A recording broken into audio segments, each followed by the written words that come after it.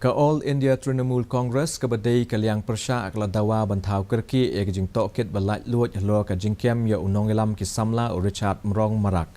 U Marak u lalong uwei na ki apply ngot ki brig bala syakem ha ka bayadai bat ka jing tombor pat ba ya ka office trekam u menteri rang ba ka jela hatura men ha ka sngining kong.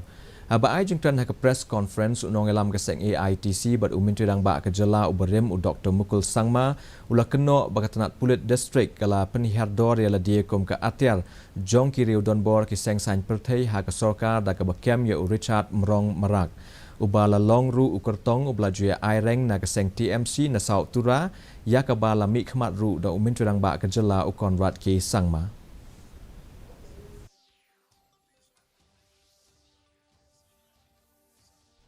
Today, just to give this whole thing, the district police has, as I have said, reduced itself as an instrument of the political bosses in the government. Why do I say this? Because suddenly they realize that, okay, to give it a political party, they have to arrest somebody else. So they went and arrested Mr. Richard Mrong Mara, who was also the candidate of the TMC in South Tura constituency.